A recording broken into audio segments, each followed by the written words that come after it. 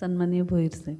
सन्माननीय महापौर महोदय, सन्माननीय आयुक्त साहेब, सन्माननीय सभागृह नेते, सन्माननीय स्थायी समिती सभापती, सर्व सन्माननीय सदस्य, महापौर महोदय, या ठिकाणी सन्माननीय सदस्य गौतम मॅडम यांनी विषय क्रमांक 87 जो राईट ऑफ वे 61 ह्या भूखंडाचा त्यांच्या अनुषंगातून तो भूखंड आहे म्हणून, तर त्या ठिकाणी तो भूखंड महापालिकेला दिलेला होता आणि महापालिकेने त्या ठिकाणी काम वेळेवर केलं नाही आणि त्याचबरोबर MIDCने तो भूखंड हस्तांतरित केला दुसऱ्याला आणि त्याच्या अनुषंगातून महापालिकेची बाजू मांडण्याकरता त्या ठिकाणी चांगले वकील का उपलब्ध होत नाहीत हा त्यांचाच प्रश्न आहे, तेवढाच प्रश्न आहे मला वाटतं. बाकी त्यांना त्या अनुषंगातून काही नाही, हा जबाबदारी निश्चित करायची, हा ते अधिकाऱ्यांवर जबाबदारी निश्चित, एवढाच प्रश्न आहे. मला महापौर महोदय या ठिकाणी प्रश्न पडतो की ह्या प्रश्नाला त्या स्वतः त्या ठिकाणी नगरसेविका होत्या, 5 वर्ष मधली पिरियड त्या ठिकाणी जरी प्रशासकीय सत्ता होती, एखादा नागरिक त्या ठिकाणचा तो PIL टाकतो, एखादा नागरिक त्या ठिकाणचा PIL टाकतो, पण आपण त्या विभागाचे लोकप्रतिनिधीमधून आपण सुद्धा त्या ठिकाणी कोर्टात जाऊ शकत होतो त्यावेळेस. असं आहे, त्यावेळेस लोकप्रतिनिधी होतो, पिरियड संपला होता आणि त्यानंतर जर का तो भूखंड दिला. पण वस्तुस्थिती अशी आहे महापौर महोदया की जेव्हा 2005 ते 2017 मग ह्या दरम्यान दिघा परिसर, दिघा नगर वाढणार हे सगळ्यांना कल्पना आहे ना, नवीन बेई वाढत जाते, वाढणार आहे. महापालिकेच्या अधिकाऱ्यांना कल्पना नव्हती.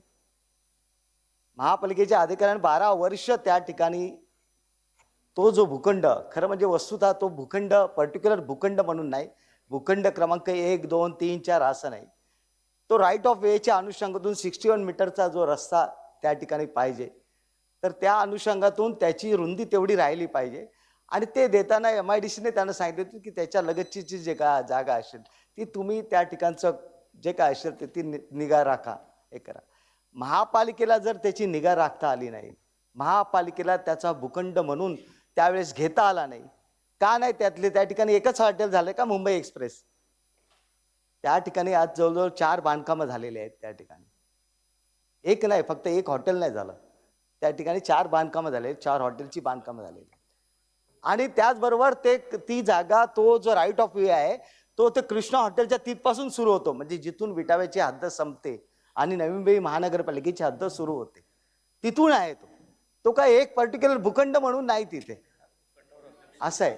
आणि दुसरी गोष्ट त्या ठिकाणी की महापौर महोदया, त्या ठिकाणी मगाशी हलदनकर साहेबांनी सांगितलं की आयुक्तांनी त्यावेळेस प्रस्ताव ज्यावेळेस तयार झाला 2017ला, त्यावेळेस NOC MIDCची घ्या, पण 2019ला शेवटी त्या ठिकाणी शेवटी वर्षाच्या शेवटी तो कुठल्याही प्रकारचा तो MIDCचा, कारण ज्या अर्थी आयुक्ताने सांगितलेलं आहे NOC घ्या, म्हणजे तो भूखंड आपला त्या ठिकाणी हस्तांतरित झालेला नाही. पर्टिक्युलर भूखंड की त्या भूखंडाचा क्रमांक आहे, ही भूखंडाचं डिमार्केशन हे आहे, हा असं आपल्याकडे हस्तांतरित झालेलं नव्हतं, म्हणूनच NOC मागितली ना त्यांनी.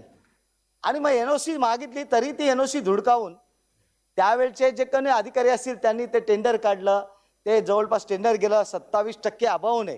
खरं म्हणजे याची चौकशी केली पाहिजे की एक टेंडर 27% अभावाने जातं, म्हणजे काय त्या टेंडर मध्ये DSR वगैरे पाहायला गेलाय, हे मला सुद्धा मी आश्चर्य पडलोय.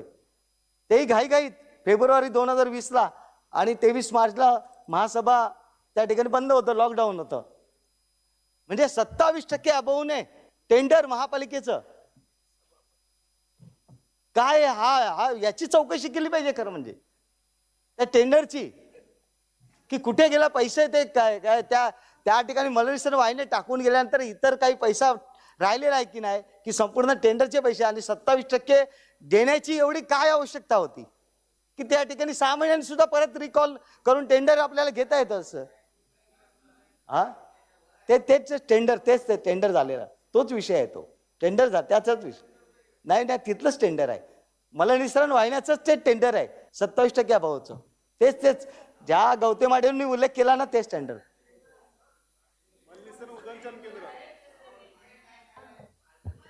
अहो तोच आहे ना मला निसर्ग उदंचन केंद्र. तुम्ही काय सांगता मला नाही म्हणून? मग तुम्ही बघा, तुम्हाला माहिती नाही ते. बरोबर आहे, तुम्हाला माहिती नाही ते. अध्यक्ष तुम्ही महोदय, मला उगीच पण हे करू बोलायचंय. नका. मला पण बोलायचं. हा. नाही नाही सांगतो हो तुम्हाला सांगतो. तर त्या ठिकाणी एक लक्षात घ्या, नाही टेंडरचा संबंध नाही, 27% आलं ना म्हणून संबंध नाही तुम्हाला दिसतो होतो त्याचा. ठीक. अहो बरोबर आहे, मी प्लॉटवरच येतो. मी सांगतो वस्तुस्थिती काय आहे, वस्तुस्थिती काय आहे ती सांगितली. त्या ठिकाणी प्लॉट.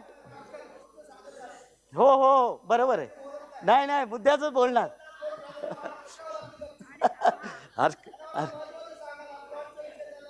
प्लॉटच बोलणार, हरकत नाही. तर तो जो भूखंड त्या ठिकाणी तो रस्ता होता. ऐका ऐका, तो रस्ता जो आहे तो रस्त्याचा आहे, पर्टिक्युलर भूखंड म्हणून नाही. आणि जेव्हा MIDCने त्या ठिकाणी तो भूखंड अलॉट केला त्या ठिकाणी, मग आम्ही वनकस केलेली चालेल का? आम्ही पण बोलत जाऊ चालेल? नाही ना मग. हा नाही 2-2 तास मी कधी बसवत नाही तुम्हाला. तर एक लक्षात घ्या त्या ठिकाणी की MIDCने त्या ठिकाणी अलॉटमेंट केलं, ॲग्रीमेंट केलं, त्याच्यानंतर CC दिली, OC दिली. त्या संपूर्ण जागेची प्लॅनिंग ऑथॉरिटी MIDC आहे. MIDC आहे ना. मग आपल्याकडे फक्त रोड त्या देखभालीसाठी दिलेला असताना आपण त्या ठिकाणी ती जागा आपल्या ताब्यात होती, मग त्याचं ॲग्रीमेंट, त्याचे पैसे वगैरे भरून त्या ठिकाणी काम का सुरू केलं नाही? लगेच का सुरू केलं नाही? MIDCने अलॉट केला असता का तो भूखंड? जर आपण वेळेवर काम त्या ठिकाणी सुरू केलं असतं, जर आपला भूखंड होता तर त्या अर्थी आपण काम वेळेवर सुरू केलं ना. फक्त टेंडर काढायचं कोणाला तरी खुश करण्याकरता, हे करता ते करता, हे बरोबर नाही ते. आणि दुसरी गोष्ट 2022ला त्या ठिकाणी तो OC झाल्यानंतर 2022 ते 2026 त्या ठिकाणी 4 हॉटेल झालेले आहेत. मग ते 48 कोटीचा जर आपल्यावर भूर्दंड, मग एवढ्या सगळ्यांना नुकसान भरपाई द्यायला महापालिकेला परवडणार आहे का? हा ते नाही, तो सोडून द्या. त्या आता भूखंडाचा तुम्हीच सांगता ना भूखंड म्हणून बोला. हा तसं नाही. तो जो मलनिसांच्या भूखंडाचा विचार झाला त्याचं बोला. तशी सर्व्हिस रोडला झालेत ना, पूर्वी पण झालेत, आता बोलायला नका लावू ते. अहो सर्व्हिस रोडला काय काय झालेलं आहे सगळं माहिती आहे. अहो तुम्ही एक लक्षात घ्या, सिडकोने रिझर्वेशन, ऐका 38 एकरवर आपण रिझर्वेशन टाकलं होतं. तुम्ही ऐका आता, हो ऐका, 38 एकरवर आपण रिझर्वेशन टाकलं होतं स्टेडियमला, शासनाचा स्टेडियमला आपण त्या ठिकाणी रिझर्वेशन टाकलं होतं. सुप्रीम कोर्टाने काढलं ना, उडून लावलं ना. त्यामुळे महापौर महोदय या ठिकाणी ती संपूर्ण प्रोसेस झालेली आहे. आज कोर्टामध्ये जर न्यायाची प्रक्रिया असेल चालू, तर त्या ठिकाणी आपण अनाठाई, आपण काही निर्णय क्षमता घेऊ शकतो का? काय जर न्याय प्रक्रियेच्या अनुषंगातून ते त्या न्यायालयामध्ये चालू आहे, आपण निर्णय नाही घेऊ शकत त्याच्यावर. मग अनाठाई कशासाठी? 8 तास कशासाठी? आणि दिघ्याला जर मलनिर्माण करायचं आहे ना, आहे ना मागे भरपूर जागा स्टेशनच्या पलीकडे, मागा ना तिकडे. काय पाईपलाईन वाढव, एवढाच फरक पडेल. पाईपलाईन वाढवायचं ना, कशासाठी? त्या एका हॉटेलचा, तेही स्थानिक प्रकल्पग्रस्ताचं हॉटेल आहे म्हणून एवढा 8 तास काय? दिघा वाशाने का मलनिर्माण मिळणार नाही का? आजच दिघा वाशाने त्या ठिकाणी त्याच ठिकाणी केलं तर मला त्या ठिकाणी वाहून जाईल, अशी काय वस्तुस्थिती आहे का? नाही ना. मग त्या ठिकाणी सर्वेक्षण करा, स्टेशनच्या पलीकडे त्या ठिकाणी जागा आहे, पाईपलाईन वाढेल. आमच्या घनसोलीचं मागेच आहे, वाशीचं मागेच आहे, कशाला तिथे मध्ये पाहिजे?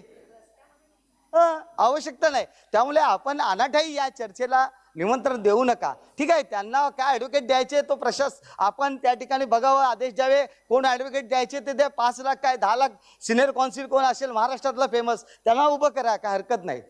तो त्यांचं तो तुम्ही प्रशासन जे कार्यकारी आहेत किती फीस द्यायची ते बघतील. जबाबदारी मग मालमत्तावर द्या की अभियांत्रिकीवर द्या, त्याच्यामध्ये काही होणार नाही. आता काय होणार आहे? आता हे बरीच प्रकरणं माहिती आहेत आपल्याला.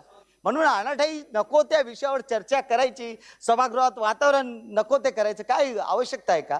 कृपया माझी विनंती आहे की आपण त्या अनुषंगातून तो विचार करावा. त्या ठिकाणी आता ती पूर्ण होऊन गेलेली प्लॅनिंग ऑथॉरिटी, OC, CC सगळं झालेलं आहे, काही होऊ शकत नाही. त्यामुळे उगीच चर्चा नको आहे त्याच्या.